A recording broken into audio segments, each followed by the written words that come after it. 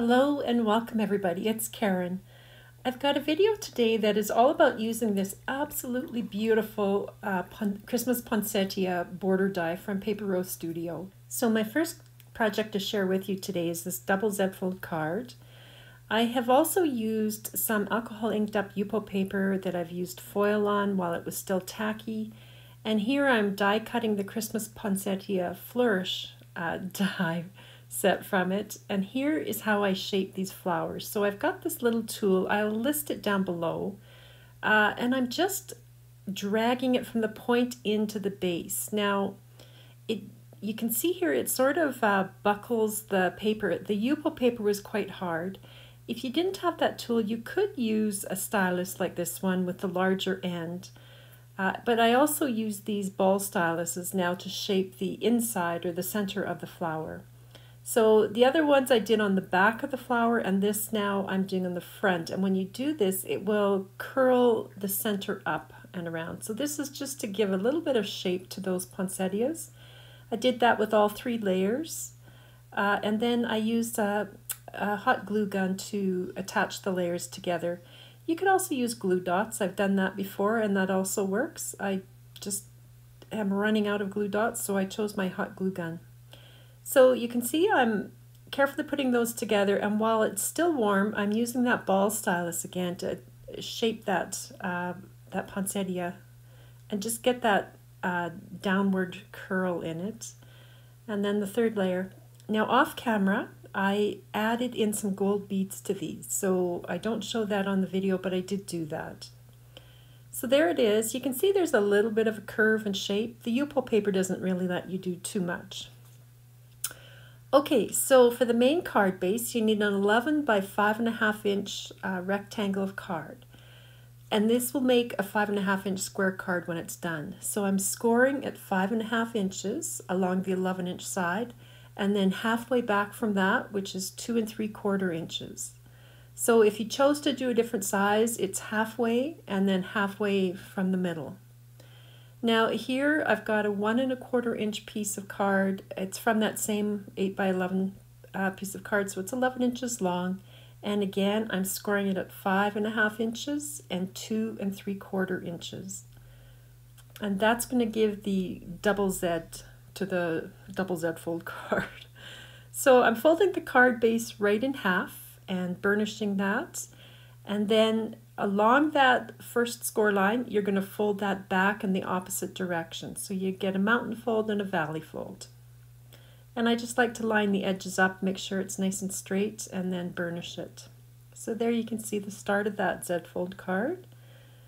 Now, with this extra little piece here, it's got the fold line at the 2 3/4 inch mark, but what you're going to do is rotate that all around, and then it's going to go on in this direction, and that will give you that classic box shape that you get with these double Z fold cards. So I'm folding the middle in half, and then on the right side where the fold line is, I fold that back again. And there you can see how that will go together, and that will give you that box in the middle. It just basically gives you something more to attach things to. Now for the center of that, I ended up cutting out a 5.5 by 5.5 inch square piece of cardstock, and then I die cut from that this Christmas Poinsettia border die. I've got the score line. I scored that down the middle at the 2 3/4 inch mark. Originally, I had tried to do this with this one piece of card base, but the problem was you run it through your die cutting machine straight on, and it was really tough going, and I didn't get it cut very well, so this seemed to be the best option. So I've got a piece of this alcohol inked paper. It should be 5.5 by 5.5 inches for what I was doing here. Now I think the easier option is to cut that in half and just use it as panels, but I wasn't thinking at the time. So I'll show you what I did, but really if you just cut that in panels and attach that to the back of the die cuts, that would be much easier. So I'm folding this 5.5 inch panel in half, and I'm putting some double-sided tape on the back of it. And you can see I've already folded and creased that alcohol inked paper. So I'm now lining up that fold line with the fold line on the alcohol inked paper, and then I can press down where I've removed the release paper on that double-sided tape. And then I just glued these die cuts onto the alcohol inked piece. So I'm now going to line that right up with the very center of my card base. And what happens is, you can see here, it's just a little bit too wide. So I just pushed it all the way into the corner, or into that fold. And then I used a little pencil to make a mark. And then I knew where to cut it to trim it down. But before I did that, I burnished it again. Now this is where I think if these were just panels, it would make your life a little easier. So maybe keep that in mind. But there you can see I've just trimmed that off and now it fits perfectly. So I'm just going to glue up one side of it and then glue this right down into the corner of my card. And you can see it goes fairly easily now that I've trimmed that down. And then once it's in place, then I could put glue on the other side and fold that up and over and just press that to really seal it. Now here I've got some glue on the left-hand edge of that small border, just for the first half of it, or quarter of it I guess, and I've attached it to the left side, and now I'm attaching the right side, and you just need to line up the bottom and the right side edge. And there you have it. That's the double Z fold card, super easy. Now I've got two little borders here of this alcohol ink. They're 3/4 of an inch wide by 5.5 tall. And I'm just going to put those on either edge, and I covered right over that bottom border there. So just glued those in place, and I've got little teeny tiny strips of gold mirror card that I'm attaching on the side. And then here's the finished card. So they're the poinsettias with the beads in it. And those flourishes are just cut from gold mirror cardstock. It's from that Christmas Poinsettia flourish die set that the poinsettias are from. You can see the bulk of this. So there is definitely some bulk in it. That's the Chunky Merry Christmas sentiment there. And that's all I've done. So there they are. All the dies that I've used on this one. But I really think that border die is so pretty, and I like that when this card is closed, when you open it up, that's a little bit of a surprise to see that the Christmas Poinsettia border die on the inside there.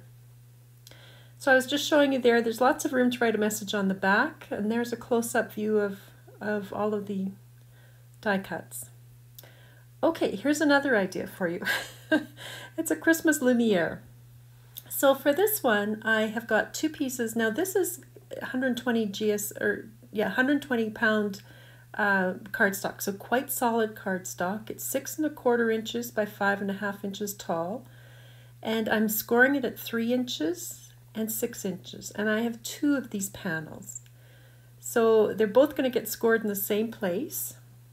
Now I'm lining it up on my grid mat here, and so I can see where the fold line is in the middle, and I'm centering this die right between the left-hand edge and where that fold line is. And I've run that through the die cutting machine, and then again I'm lining up this side as well. So between that fold line, oh, and I'm just checking here that I've got the orientation of the die going the same way. So between the crease or the fold line and that flap on the right, now I folded the flap under to get it through my die cutting machine. And so I've cut all 4 panels in exactly the same way, tried to keep the die oriented the same way. And now I've cut 4 panels of 5.5 by 2¼ inch vellum, and those will just go on the back of the die cut pieces. And I've also cut 4 pieces of, now this is thick acetate, 5.5 inches by 2¾ inches. And this will just help, it goes on the inside, and it will help to give a bit more structure to the Lumiere. There's so much cut out with this die cut because it's on 4 panels, so the acetate does help. Now I'm trying out this new pen from Nuvo. It did seem to work fairly well. You kind of press it down and then the ink starts to flow, and so then you just spread it on. So I've got it on a piece of backing or release paper, and it seemed to work quite well. And I'm just putting the vellum on top of that. I did get a bit of glue that came through. Now I don't know if that was me, if I moved it. So on the front I ended up using my gum eraser to get some of that glue off, but overall I thought it worked fairly well to glue all those little pieces down. So there you have it, that's the front. So I did that to all 4 panels, and now I've put some red line tape on each of the panels behind, and I'm going to attach my acetate with that. So I've removed the release paper at the top there on those 2, just kind of folded them over, and then I line up the bottom with the bottom of the panel. Oh, and I'm cleaning it first, just in case. And so there you can see I'm lining up the bottom edge, and then you press it down, and then I just make sure it's nicely pressed, and then I press it right into that red line tape that's exposed. And so once you've got that, then you can I sort of hold it with the heel of my hand and then just pull the release paper off. And then I think you want to burnish this once you've got it down, just to really make sure that tape adheres to the acetate. So I've got all my panels covered with the acetate, and now I'm going to fold that center fold and burnish it. And I have already folded the side flaps under, but I've put some double-sided tape on them now, on both flaps, on both the 2 panels, and I'm just burnishing that. So you can see that's going to be 1/2 of the Lumiere. Now here I'm using that same thick acetate, and I've cut a 4-inch square, and I'm using a ball stylus just to really, or embossing stylus I guess. I'm scoring it at 1/2 inch in, so at the 3.5 inch mark on all 4 sides. So it should look like that. Now this is going to be the base of the Lumiere. So on one side I'm cutting straight up that score line to the first score line. These are going to be little tabs. So I'm going to cut a tiny little wedge out of those just to help them fold a bit, you know, as easily as possible. So on both sides. And then you're going to rotate that 180 degrees, so you're getting the complete opposite side, and doing exactly the same thing again. So cutting up that score line right to the first one, and just take a little wedge out. And that's the last side. So when you're done, you should have something that looks like this. You can see where the wedges have come out. And then what you want to do is put some red line tape on each of those flaps. And then you're going to fold the flaps down so the tape is on the outside, and burnish each of the creases. And now here, to get the tab to attach, I've removed the release paper. I'm holding the corners even and just pushing the tab up and over. That red line tape really sticks really well, so once you've got it attached, it'll stick. So there you can see I've got the corners lined up, and then I just push the tab over.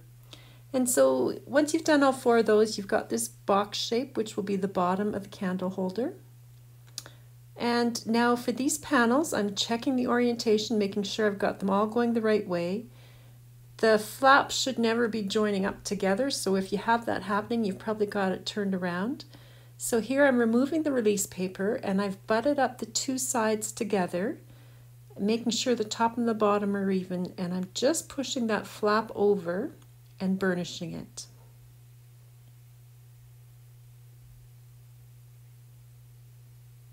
Now to put the base on, I've taken the release paper off that bottom holder, and I'm lining it up between the fold where the flap is there on the left and the fold line on the right. And so long as the bottom edge is nice and even, you should be okay. So it should all line up along the bottom. Then I'm taking the release paper off, and you just end up rotating it. So you've got a chance here to really line it up with that bottom edge and right to the fold line.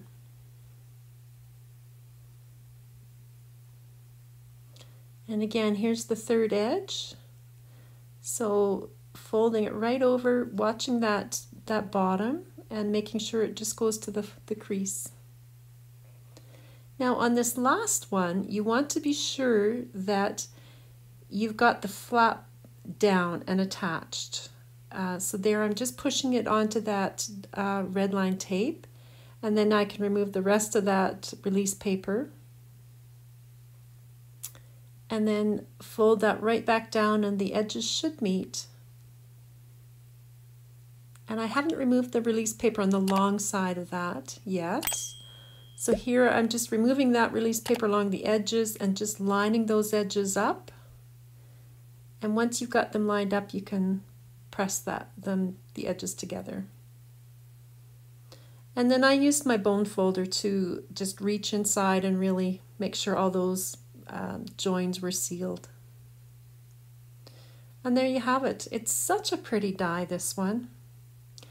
So it's got quite a bit of sturdiness because of that acetate. Now, you definitely don't want to use a regular candle for this. You'll cause a fire, so just a battery-operated candle will work. And there you have it. So here is what it looks like. I've turned my lights off a bit so you get a little bit of an idea. But it really is quite a pretty candle holder. So thank you so much for joining me again, everyone. I hope I've given you some ideas here. That is just a beautiful die from Paper Rose Studio. Have a great day, everybody. I hope you have fun crafting. I'll talk to you next time. Bye.